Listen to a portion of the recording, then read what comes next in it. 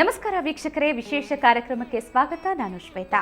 ಶ್ರಾವಣ ಮಾಸ ಆರಂಭವಾಗುವುದರ ಜೊತೆಗೆ ಹಬ್ಬಗಳ ಸಾಲು ಸಾಲು ಬಂದೇ ಬಿಡುತ್ತೆ. ಅದರಲ್ಲೂ ಶ್ರಾವಣ ಮಾಸದ ಮೊದಲ ಮಂಗಳವಾರ ಇವತ್ತು. ಹಿಂದೂ ಧರ್ಮದ ಆಚರಣೆಯ ಪ್ರಕಾರ ಸುಮಂಗಲಿಯರು, ಅದರಲ್ಲೂ ಕನ್ನಡ ನಾಡಿನ ಹೆಣ್ಣು ಮಕ್ಕಳು ಶ್ರಾವಣ ಮಾಸದ ಎಲ್ಲಾ ಮಂಗಳವಾರಗಳಂದು ಶ್ರದ್ಧಾಭಕ್ತಿಯಿಂದ ಆಚರಿಸುವಂತಹ ವ್ರತವೇ ಮಂಗಳಗೌರಿ ವ್ರತ. ಹಾಗಾದ್ರೆ ಈ ವ್ರತದ ವಿಶೇಷತೆ ಏನು, ಮಹಿಮೆ ಏನು, ಇದರ ಹಿನ್ನೆಲೆ ಏನು, ಇದೆಲ್ಲವನ್ನ ತಿಳಿಸುವಂತಹ ಕಾರ್ಯಕ್ರಮವೇ ಶ್ರೀ ಮಂಗಳಗೌರಿ.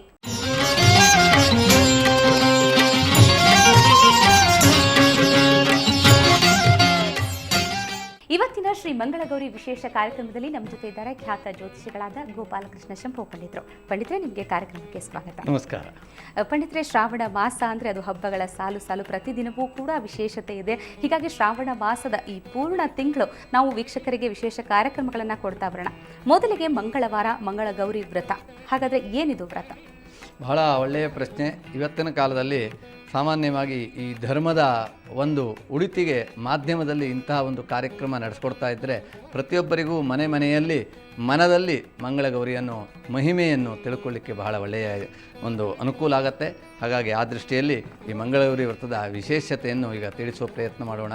ಮೊದಲಿಗೆ ಆ ಮಂಗಳಗೌರಿಯನ್ನು ಪ್ರಾರ್ಥನೆ ಮಾಡೋಣ. ಸರ್ವ ಮಂಗಲ ಮಾಂಗಲ್ಯೆ ಶಿವೇ ಸರ್ವಾರ್ಥ ಸಾಧಿಕೆ ಶರಣ್ಯೆ ತ್ರ್ಯಂಬಕೆ ಗೌರಿ ನಾರಾಯಣಿ ನಮೋಸ್ತುತೆ. ಮಂಗಳ ಗೌರಿ ಅಂದರೆ ಲಕಾರ ಮತ್ತು ಲಕಾರದಲ್ಲಿ ಭೇದಗಳಿಲ್ಲ. ಮಂಗಲ ಅಂದರೂ ಅಡ್ಡಿಲ್ಲ, ಮಂಗಳ ಅಂದರೂ ಅಡ್ಡಿಲ್ಲ. ಒಟ್ಟಿನಲ್ಲಿ ಮಂಗಲ ಅಂದರೆ ಅದು ಯಾರಿಗೆ ಹೆಚ್ಚು ಅಂದರೆ ಮಂಗಳಾಂಗಿ, ಅಂದರೆ ವಿಶೇಷವಾಗಿ ಸ್ತ್ರೀಯರಿಗೆ ಸೌಮಾಂಗಲ್ಯ. ಹಾಗಾಗಿ ಶಿವೇ ಸರ್ವಾರ್ಥ ಸಾಧಿಕೆ, ಮನುಷ್ಯನ ಎಲ್ಲ ಇಷ್ಟಾರ್ಥವನ್ನು ಈಡೇರಿಸುವಂತಹ ಅವಳು ಮಾಂಗಲ್ಯವನ್ನು ಧಾರಣೆ ಮಾಡಿದಂತಹ ಅಂದರೆ ವಿವಾಹಿತ ಕನ್ಯೆಯರಿಗೆ ಇದು ಬಹಳ ಶ್ರೇಷ್ಠವಾದ ವ್ರತ. ಸಾಮಾನ್ಯವಾಗಿ ಮೊದಲೇ ಹಿಂದಿನ ಕಾಲದಲ್ಲಿ ಹೇಗಿತ್ತು ಅಂದರೆ ಮದುವೆ ಮಾಡಿಕೊಟ್ಟು ಕೂಡಲೇ ಮೊದಲನೇ ವರ್ಷ ತಾಯಿ ಮನೆಯಲ್ಲೇ ಮಗಳನ್ನು ಅಳಿನನ್ನು ಕರ್ಕೊಂಡು ಬಂದು ಆ ಪ್ರಥಮ ಶ್ರಾವಣ ಮಾಸ ಆರಂಭದ ದಿವಸ ಆ ಮಂಗಳಗೌರಿ ಪೂಜೆಯನ್ನು ತಾಯಿ ಮನೆಯಲ್ಲೇ ಆರಂಭ ಮಾಡ್ತಿದ್ರು. ಇದರ ವ್ರತ ವಿಧಿ ವಿಧಾನಗಳಲ್ಲಿ ಹಿಂದೆಲ್ಲ ಅದರ ಮಹಿಮೆಯನ್ನು ಹೇಳ್ತೇವೆ. ಆ ಹಿಂದಿನ ಮಹಿಮೆಯಲ್ಲಿ ಏನಿತ್ತು ಅಂದರೆ ಮದುವೆಯಾದ ಮೊದಲನೇ ವರ್ಷ ಮಂಗಳಗೌರಿ ವ್ರತವನ್ನು ತಾಯಿ ಮನೆಯಿಂದ ಆರಂಭ ಮಾಡಬೇಕು ಅನ್ನೋದು ಇದರ ಕಥೆಯಲ್ಲಿ ಬರುವಂತಹ ಉದಾಹರಣೆಗಳು. ಹಾಗಾದರೆ ಪಂಡಿತರೆ, ಮಂಗಳಗೌರಿ ವ್ರತದ ಆಚರಣೆ ಯಾವಾಗಿನಿಂದ ಬಂದಿರುವಂಥದ್ದು, ಇದರ ಹಿನ್ನೆಲೆ ಏನು? ತುಂಬ ಒಳ್ಳೆಯ ಪ್ರಶ್ನೆ. ಯಾಕಂದರೆ ಪ್ರತಿಯೊಂದು ಕಾರ್ಯವನ್ನು ಮಾಡುವಾಗ ನಾವು ಅದರ ಹಿನ್ನೆಲೆಯನ್ನು ತಿಳ್ಕೊಳ್ಬೇಕು. ಹಿನ್ನೆಲೆಯನ್ನು ಅರ್ಥ ಆಗಿ ಮಾತ್ರ ನಮಗೆ ಅದರಲ್ಲಿ ಭಕ್ತಿ ಮತ್ತು ಶ್ರದ್ಧೆ ಎರಡು ಹುಡ್ತದೆ. ಹಿಂದೆ ಯಾರು ಮಾಡಿದರು, ಯಾವಾಗ ಮಾಡಿದರು, ಹಾಗೆ ಅದನ್ನು ಯಾಕಾಗಿ ಮಾಡಿದ್ರು, ಅದು ಮಾಡೋದ್ರಿಂದ ಅವರಿಗೆ ಎಂಥ ಫಲಗಳು ಸಿಕ್ತು, ಇದು ಈ ಒಂದು ಪುರಾಣಗಳಲ್ಲಿ ಇರುವಂಥ ಕಥೆ. ಈ ಮಂಗಳಗೌರಿ ಮಹಿಮೆಯಲ್ಲಿ ಮಂಗಳಗೌರಿ ವ್ರತ ಯಾಕೆ ಆರಂಭ ಆಯಿತು ಅನ್ನುವ ಪ್ರಶ್ನೆ ಬಂದರೆ, ಇಲ್ಲಿ ಸಾಮಾನ್ಯವಾಗಿ ಅರಣ್ಯವಾಸದಲ್ಲಿರುವಂತಹ ಪಾಂಡವರಿಗೆ ಮತ್ತು ತಂಗಿಯಾದಂಥ ದ್ರೌಪದಿಗೆ ಅರಣ್ಯದಲ್ಲಿ ಕಷ್ಟ ಉಂಟಾದಾಗ ಶ್ರೀಕೃಷ್ಣ ಪರಮಾತ್ಮ ಬಂದು ಮಂಗಳಗೌರಿ ವ್ರತವನ್ನು ತಿಳಿಸ್ತಾನೆ. ಹಾಗಾದರೆ ಅದಕ್ಕಿಂತ ಪೂರ್ವದಲ್ಲಿ ಅದು ಪ್ರಾರಂಭವಾಗಿತ್ತು. ಸಾಮಾನ್ಯವಾಗಿ ಅರಣ್ಯವಾಸಿಗಳಾದಂಥ ಪಾಂಡವರಿಂದ ಈ ಆಚರಣೆ ಪ್ರಾರಂಭವಾಯಿತು. ಅದಕ್ಕಿಂತ ಹಿಂದೆ ಅದು ಶಿವಪಾರ್ವತಿಯರ ಸಂವಾದದಲ್ಲಿ ಬಂದಂಥದ್ದು. ಅದು ಹಿಂದಿನ ಕಥೆಗಳು ವಿಸ್ತಾರವಾಗಿದೆ. ಆದರೆ ಧರ್ಮರಾಯನು ಕೇಳ್ತಾನೆ ಒಂದು ದಿವಸ, ದ್ರೌಪದಿಗೆ ಅರಣ್ಯವಾಸದಲ್ಲಿರುವಂಥ ನಮಗೆ ಅನೇಕ ಅರಣ್ಯದಲ್ಲಿ ಕಾಡು ಪ್ರಾಣಿಗಳ, ವಿಷಸರ್ಪಗಳ, ದುರ್ಜನರ, ಶತ್ರುಗಳ ಭಯ ಇದೆ. ಈ ಒಂದು ಭಯದ ಮೂಲಕವಾಗಿ ನಮಗೇನಾದರೂ ತೊಂದರೆ ಆದರೆ ಆ ದ್ರೌಪದಿಯ ಮಾಂಗಲ್ಯಕ್ಕೆ ತೊಂದರೆ ಆಗುತ್ತೆ. ಅದನ್ನು ನನ್ನ ತಂಗಿಯಾದಂಥ ದ್ರೌಪದಿಗೆ ಸೌಮಾಂಗಲ್ಯವನ್ನು ರಕ್ಷಣೆ ಮಾಡ್ಕೊಳ್ಳುವಂಥ ಸುಲಭವಾದ, ಸುಕರವಾದ, ಸುತರವಾದ, ಅಂದರೆ ನಿರಂತರ ಮಾಡಬೇಕು. ಸುತರ ಅಂದರೆ ಒಂದು ದಿವಸ ಮಾಡಿ ಬಿಡುವಂಥದ್ದಲ್ಲ, ಅತಿ ಸುಲಭವಾಗಿ ಮಾಡಬೇಕು. ಅರಣ್ಯದಲ್ಲಿ ಯಾವುದೇ ಸಂಪತ್ತುಗಳಿರೋದಿಲ್ಲ.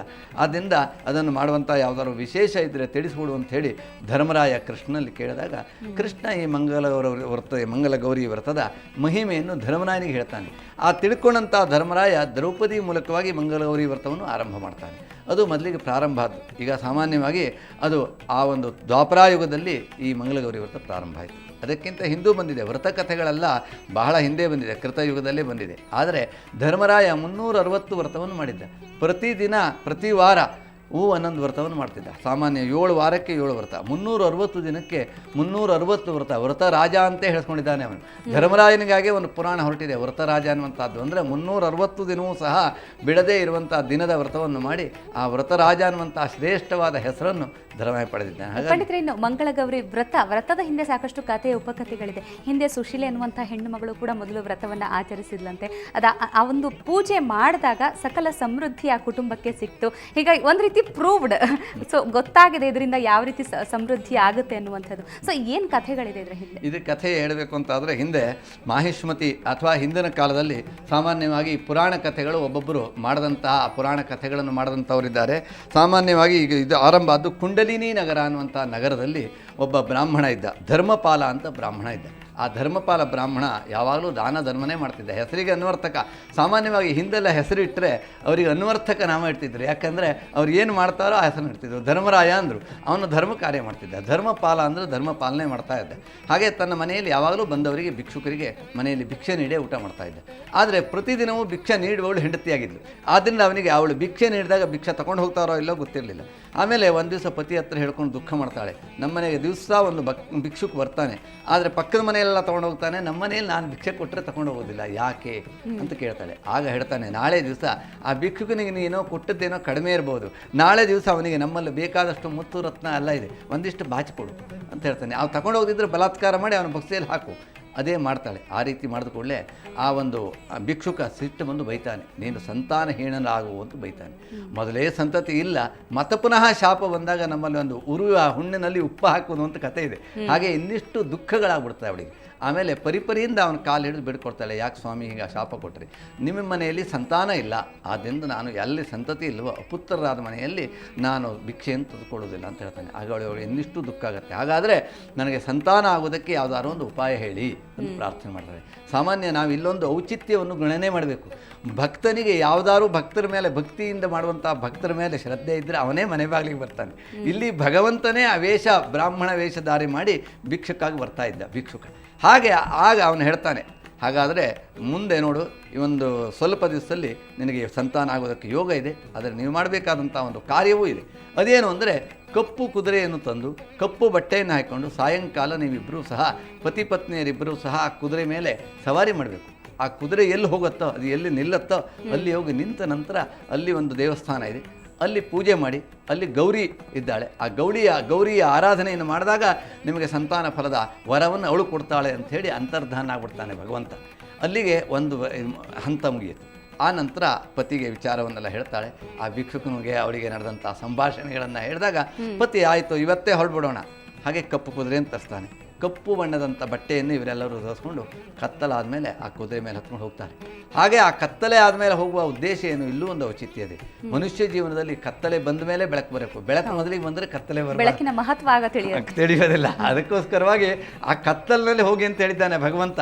ಅವರಿಗೆ ಹುಟ್ಟ ಕತ್ತಲೆ ಗೊತ್ತಿಲ್ಲ, ಸಂಪತ್ತು ಭರಿತರಾದವರು, ಶ್ರೀಮಂತಿಕೆ ಆಗಿತ್ತು. ಹಾಗಾಗಿ ಒಂದು ಸಲ ಕತ್ತಲಲ್ಲಿ ಓಡಾಡಿ ಬರಲಿ ಅವರು, ಆಮೇಲೆ ಕತ್ತಲಲ್ಲಿ ಕಳಿಸ್ತಾನೆ. ಹೋದ ನಂತರ ಬಹಳಷ್ಟು ಗೊಂಡಾರಣ್ಯದಲ್ಲಿ ಹೋಗಿ ಹೋಗಿ ಹೋಗಿ ಒಂದು ನೀರಿನ ಕೊಳ ಇರುವಂಥ ಜಾಗದಲ್ಲಿ ಹೋಗಿ ಆ ಕುದುರೆ ನಿಂತ್ಕೊಳ್ತಾಳೆ.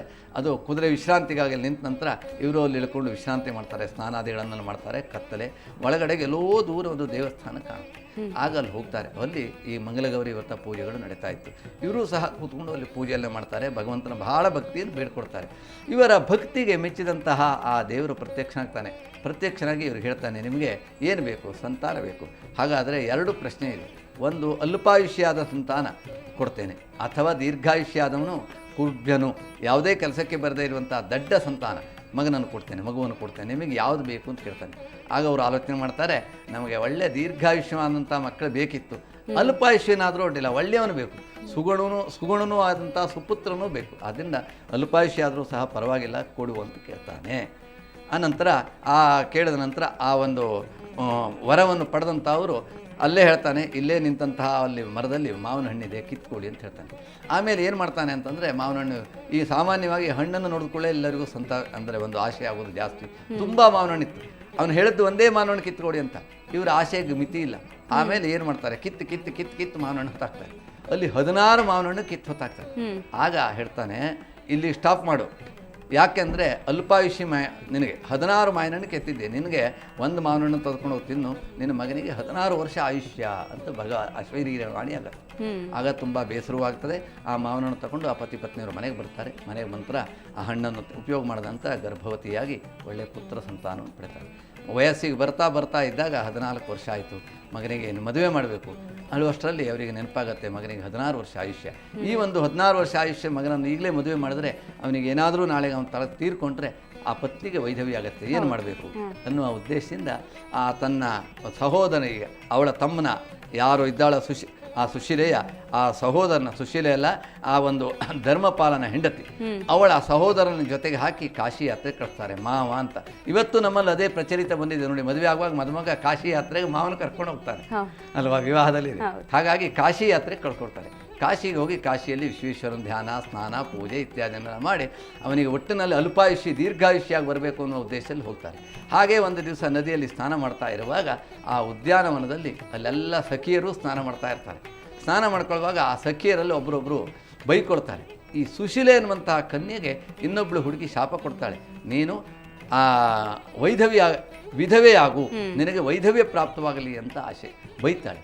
ಆಗ ಹೇಳ್ತಾಳೆ, ಖಂಡಿತ ನನಗೆ ವೈಧವ್ಯ ಬರುವುದಿಲ್ಲ, ಯಾಕೆ ಅಂದರೆ ನನ್ನ ತಾಯಿ ಗೌರಿ ವ್ರತ ಮಾಡ್ತಾಳೆ, ಆ ಗೌರಿ ವರ ಕೊಟ್ಟಿದ್ದಾಳೆ, ನಮ್ಮ ಕುಟುಂಬದಲ್ಲಿ ವೈಧವ್ಯ ಅನ್ನೋ ಯೋಗವೇ ಇಲ್ಲ, ಮಂಗಳಗೌರಿ ಅವಳೇ ಮಂಗಳಗೌರಿ ಅಂತ ಅವ್ರು ಮಾತಾಡ್ತಾರೆ.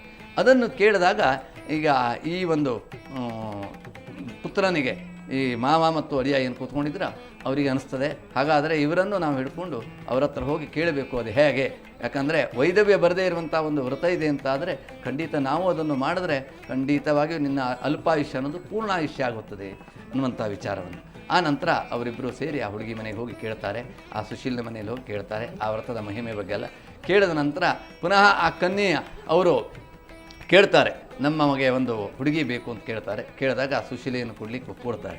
ಒಪ್ಕೊಂಡ ನಂತರ ಅವರಿಗೆ ಈ ಹಿನ್ನೆಲೆಗಳು ಗೊತ್ತಿರೋದಿಲ್ಲ, ಇವನಿಗೆ ಅಲ್ಪಾಯುಷ್ಯ 16 ವರ್ಷ ಆಯುಷ್ಯ ಅನ್ನುವಂಥದ್ದು. ಅಲ್ಲೂ ಮತ್ತು ಬೇರೆ ಬೇರೆ ಕಥೆಗಳಿದೆ. ಮಂಗಲಗೌರಿ ವ್ರತದಲ್ಲಿ ಅವರು ದೇವರ ಪೂಜೆಯನ್ನು ಮಾಡ್ತಾ ಇರುವಾಗ ಅವಳ ತಾಯಿ ಆಗ ಹಿಂದೆ ಈ ಮಾವನಾದವನು ಹಿಂದೆ ಬದಿ ಕೂತ್ಕೊಂಡು ಹೇಳ್ತಾನೆ, ಆ ಶರೀರವಾಣಿ ಹೇಳಿದಾಗೆ ಯಾರೋ ಒಂದು ವರ ಬರ್ತಾನೆ ಈಗ ಪೂಜೆ ವೇಳೆಯಲ್ಲಿ, ಅವನಿಗೆ ನಿನ್ನ ಮಗಳನ್ನು ಕೊಡು ಹೇಳುವಂತಹ ಮಾತುಗಳೆಲ್ಲ ಬರುತ್ತೆ. ಒಟ್ಟಾರೆ ಪಂಡಿತರೆ, ಆಯುಷ್ಯ ವೃದ್ಧಿಗೂ ಕೂಡ ಮಂಗಳಗೌರಿ ವ್ರತ ಸಹಕಾರಿಯಾಗಿದೆ ಅಂತ ಹೇಳ್ತಾ ಇದ್ದೀವಿ. ಸೊ ವೀಕ್ಷಕರೇ, ಮಂಗಳಗೌರಿ ವ್ರತದ ಹಿಂದಿನ ಕಥೆಯನ್ನ ತಿಳ್ಕೊಂಡ್ವಿ, ಹಿಂದಿನ ಹಿನ್ನೆಲೆಯನ್ನ ತಿಳ್ಕೊಂಡ್ವಿ. ಇನ್ನು ಹೇಗೆ ಯಾರು ಆಚರಿಸಬೇಕು ಅನ್ನೋದನ್ನ ತಿಳಿಯೋಣ ಸಣ್ಣ ವಿರಾಮದ ಬಳಿಕ.